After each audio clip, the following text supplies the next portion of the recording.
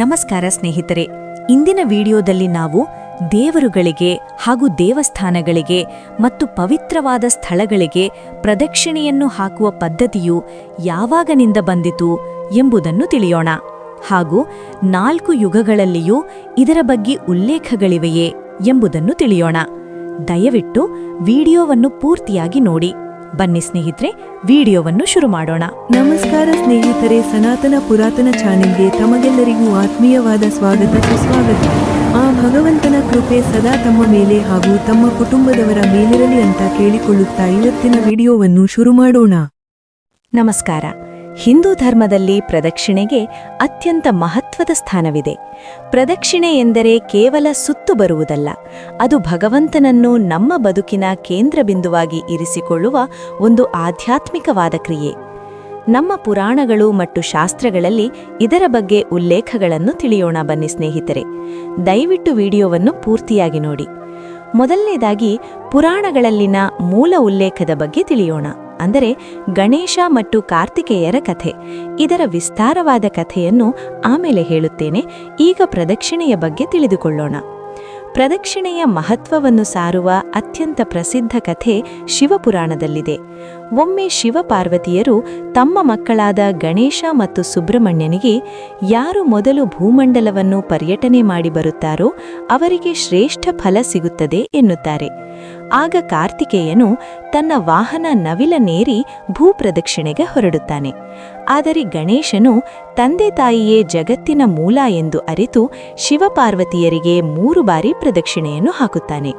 ಈ ಘಟನೆಯು ಮಾತೃದೇವೋಭವ, ಪಿತೃದೇವೋಭವ ಎಂಬ ತತ್ವದೊಂದಿಗೆ ಪ್ರದಕ್ಷಿಣೆಯ ಸಂಪ್ರದಾಯಕ್ಕೆ ಭದ್ರ ಬುನಾದಿಯನ್ನು ಹಾಕಿತು. ಎರಡನೆಯದಾಗಿ ಶಾಸ್ತ್ರಗಳಲ್ಲಿ ಪ್ರದಕ್ಷಿಣೆ ಪದದ ಅರ್ಥವನ್ನು ತಿಳಿಯೋಣ ಸ್ನೇಹಿತರೆ. ಪ್ರದಕ್ಷಿಣೆ ಎಂಬ ಪದವು 2 ಸಂಸ್ಕೃತದ ಪದಗಳಿಂದ ಕೂಡಿದೆ. ಪ್ರ ಎಂದರೆ ಪ್ರಕೃಷ್ಟ ಅಥವಾ ಮೋಕ್ಷ ನೀಡುವುದು. ದಕ್ಷಿಣ ಎಂದರೆ ಬಲಬದಿ ಅಥವಾ ಚತುರ ಎಂದರ್ಥ. ಇದರರ್ಥ ನಮ್ಮ ಬಲಗೈ ದೇವಸ್ಥಾನದ ಅಥವಾ ವಿಗ್ರಹದ ಕಡೆಗೆ ಇರುವಂತೆ ಸುತ್ತುವುದು.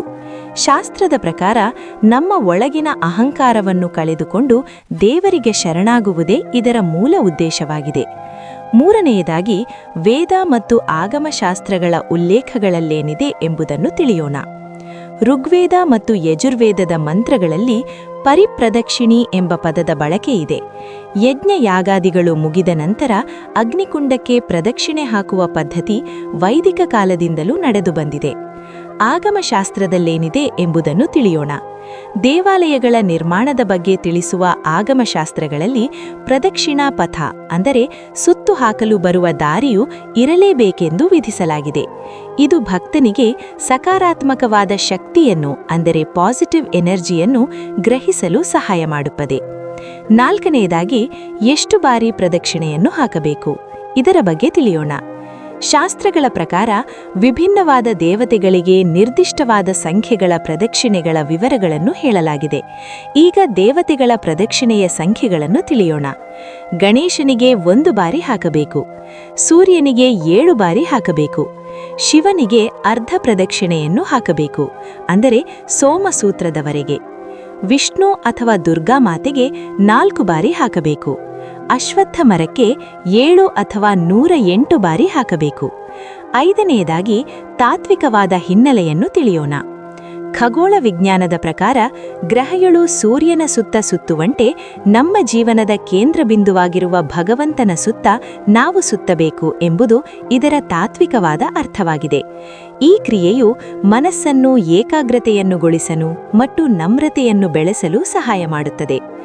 ಈಗ ಯಾವ ಯಾವ ಯುಗಗಳಲ್ಲಿ ಪ್ರದಕ್ಷಿಣೆಯ ಬಗ್ಗೆ ಉಲ್ಲೇಖವಾಗಿವೆ ಎಂಬುದನ್ನು ತಿಳಿಯೋಣ. ಪುರಾಣಗಳಲ್ಲಿ ಪ್ರದಕ್ಷಿಣೆಯ ಬಗ್ಗೆ ಉಲ್ಲೇಖವು ಅತ್ಯಂತ ಪ್ರಾಚೀನ ಕಾಲದಿಂದಲೂ ಕಂಡುಬರುತ್ತದೆ. ಮುಖ್ಯವಾಗಿ ಹಿಂದೂ ಧರ್ಮದ ಕಾಲಗಣನೆಯ 4 ಯುಗಗಳಲ್ಲೂ ಇದರ ಮಹತ್ವವನ್ನು ಸಾರಲಾಗಿದೆ. ಕೃತಯುಗದಲ್ಲಿ ಉಲ್ಲೇಖವಾಗಿರುವ ಬಗ್ಗೆ ತಿಳಿಯೋಣ. ಕೃತಯುಗ ಅಂದರೆ ಸತ್ಯಯುಗ. ಈ ಯುಗದಲ್ಲಿ ದೇವತೆಗಳು ಮತ್ತು ಋಷಿಮುನಿಗಳು ನೇರವಾಗಿ ಪರಮಾತ್ಮನನ್ನು ಅಥವಾ ಜ್ಞಾನದ ಸಂಕೇತವಾದ ಅಗ್ನಿಯನ್ನು ಪ್ರದಕ್ಷಿಣೆಯನ್ನು ಹಾಕುತ್ತಿದ್ದರು. ಬ್ರಹ್ಮದೇವನು ಸೃಷ್ಟಿಯ ಕಾರ್ಯವನ್ನು ಆರಂಭಿಸುವ ಮುನ್ನ ಪರಮಾತ್ಮನಿಗೆ ಪ್ರದಕ್ಷಿಣೆಯನ್ನು ಹಾಕಿದ ಉಲ್ಲೇಖವಿದೆ.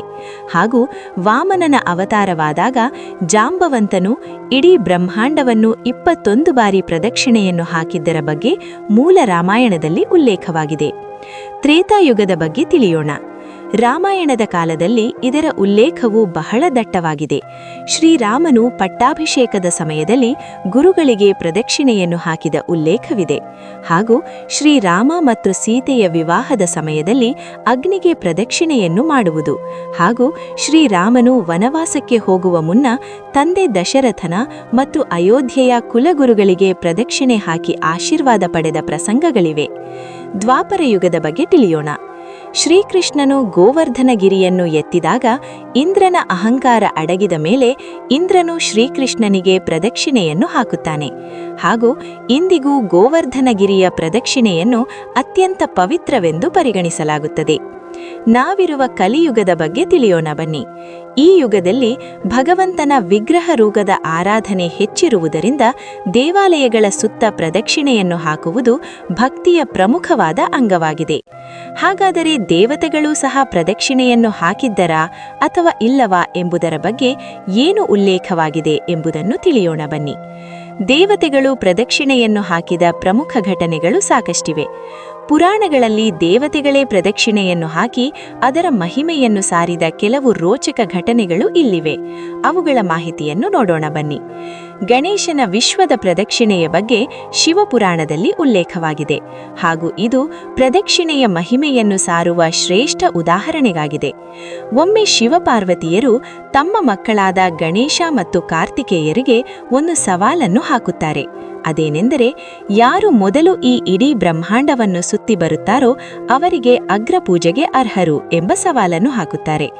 ಆಗ ಕಾರ್ತಿಕೇಯನು ತನ್ನ ವಾಹನವಾದ ನವಿಲನ್ನೇರಿ ಭೂಪ್ರದಕ್ಷಿಣೆಗೆ ಹೊರಡುತ್ತಾನೆ. ಆದರೆ ಗಣೇಶನು ತಂದೆ ತಾಯಿಯೇ ಜಗತ್ತಿನ ಮೂಲ ಎಂದು ಅರಿತು ಶಿವಪಾರ್ವತಿಯರಿಗೆ 3 ಬಾರಿ ಪ್ರದಕ್ಷಿಣೆಯನ್ನು ಹಾಕುತ್ತಾನೆ. ಗಣೇಶನ ಈ ಚತುರತೆಗೆ ಮತ್ತು ಭಕ್ತಿಗೆ ಮೆಚ್ಚಿದ ಶಿವನು ತಂದೆ ತಾಯಿಯ ಪ್ರದಕ್ಷಿಣೆಯು ಇಡೀ ವಿಶ್ವದ ಪ್ರದಕ್ಷಿಣೆಗೆ ಸಮ ಎಂದು ಘೋಷಿಸುತ್ತಾನೆ. ಮತ್ತು ಯಾವುದೇ ಶುಭ ಕಾರ್ಯಗಳಲ್ಲಿ ಮೊದಲು ಗಣೇಶನಿಗೆ ಅಗ್ರಪೂಜೆಯನ್ನು ಮಾಡಬೇಕು ಎಂಬುದು ಜಾರಿಗೆ ಬಂದಿತು. ನಾರದ ಮುನಿಗಳು ಮತ್ತು ವಿಷ್ಣುವಿನ ಉಲ್ಲೇಖವಾಗಿರುವ ಘಟನೆಯನ್ನು ನೋಡೋಣ ಬನ್ನಿ. ನಾರದ ಮುನಿಗಳು ಸದಾ ಲೋಕ ಸಂಚಾರಿಗಳು. ಪುರಾಣಗಳ ಪ್ರಕಾರ ನಾರದರು ಯಾವುದೇ ಲೋಕಕ್ಕೆ ಹೋದರೂ ಮೊದಲು ಅಲ್ಲಿನ ಅಧಿದೇವತೆಗೆ, ಅಂದರೂ ಮುಖ್ಯವಾಗಿ ವೈಕುಂಠದಲ್ಲಿ ವಿಷ್ಣುವಿಗೆ ಪ್ರದಕ್ಷಿಣೆಯನ್ನು ಹಾಕಿಯೇ ಮಾತು ಆರಂಭಿಸುತ್ತಿದ್ದರು. ಇದು ಗೌರವದ ಸಂಕೇತವಾಗಿತ್ತು. ಸೂರ್ಯದೇವನಿಗೆ ಅರುಣನು ಪ್ರದಕ್ಷಿಣೆಯನ್ನು ಹಾಕುವುದರ ಬಗ್ಗೆ ತಿಳಿಯೋಣ. ಸೂರ್ಯದೇವನು ತನ್ನ ರಥದಲ್ಲಿ ಚಲಿಸುವಾಗ ತನ್ನ ಸಾರಥಿಯಾದ ಅರುಣನು ಪ್ರತಿದಿನ ಸೂರ್ಯನಿಗೆ ಗೌರವ ಸಲ್ಲಿಸಲು ಮಾನಸಿಕವಾಗಿ ಪ್ರದಕ್ಷಿಣೆಯನ್ನು ಹಾಕುತ್ತಾನೆ ಎನ್ನಲಾಗುತ್ತದೆ. ಇದರಿಂದಾಗಿ ಸೂರ್ಯನ ಕಿರಣಗಳು ಜಗತ್ತಿಗೆ ಶಕ್ತಿಯನ್ನು ನೀಡುತ್ತವೆ ಎಂಬ ನಂಬಿಕೆಯಿದೆ. ಸ್ನೇಹಿತರೆ, ಅಯೋಧ್ಯೆಯಲ್ಲಿ ಶ್ರೀರಾಮನ ಪಟ್ಟಾಭಿಷೇಕ ರಾಮಾಯಣದ ಉತ್ತರಕಾಂಡದಲ್ಲಿ ಆಗುತ್ತದೆ. ರಾಮನ ಪಟ್ಟಾಭಿಷೇಕದ ಸಮಯದಲ್ಲಿ ವಾನರರು ಹಾಗೂ ಕೆಲವು ಒಳ್ಳೆಯ ರಾಕ್ಷಸರು ಅಂದರೆ ವಿಭೀಷಣಾದಿಗಳು ಮತ್ತು ಋಷಿಗಳು ರಾಮನ ಸಿಂಹಾಸನದ ಸುತ್ತ ಪ್ರದಕ್ಷಿಣೆ ಹಾಕಿ ನಮಸ್ಕರಿಸುತ್ತಾರೆ. ಇದು ರಾಜಗುರು ಅಥವಾ ಜಗದ್ಗುರುವಿಗೆ ಸಲ್ಲಿಸುವ ಪರಮೋಚ್ಚ ಗೌರವವಾಗಿತ್ತು. ಪ್ರದಕ್ಷಿಣೆಯನ್ನು ಹಾಕುವಾಗ ಹೇಳಬೇಕಾದ ಶ್ಲೋಕ ಇದಾಗಿದೆ. ದಯವಿಟ್ಟು ಇದನ್ನು ಗಮನಿಸಿ. ಪ್ರದಕ್ಷಿಣೆ ಹಾಕುವಾಗ ಹೇಳುವ ಈ ಶ್ಲೋಕವು ಶಾಸ್ತ್ರೋಕ್ತವಾಗಿದೆ. ಯಾನಿ ಕಾನಿ ಚ ಪಾಪಾನಿ ಜನ್ಮಾಂತರ ಕೃತಾನಿ ಚ ತಾನಿ ತಾನಿ ವಿನಶ್ಯಂತಿ ಪ್ರದಕ್ಷಿಣೆ ಪದೇ ಪದೇ. ಇದರರ್ಥ ಜನ್ಮ ಜನ್ಮಾಂತರಗಳಲ್ಲಿ ಮಾಡಿದ ಪಾಪಗಳೆಲ್ಲವೂ ಈ ಪ್ರದಕ್ಷಿಣೆಯ ಪ್ರತಿ ಹೆಜ್ಜೆಯಲ್ಲೂ ನಾಶವಾಗಲಿ ಎಂದಾಗಿದೆ. ವಿಡಿಯೋವನ್ನು ನೋಡಿದ್ದಕ್ಕಾಗಿ ತಮಗೆಲ್ಲರಿಗೂ ಹೃತ್ಪೂರ್ವಕವಾದ ಧನ್ಯವಾದಗಳು. ದಯವಿಟ್ಟು ಸನಾತನ ಪುರಾತನ ಚಾನೆಲ್ ಅನ್ನು ಬೆಂಬಲಿಸಿ.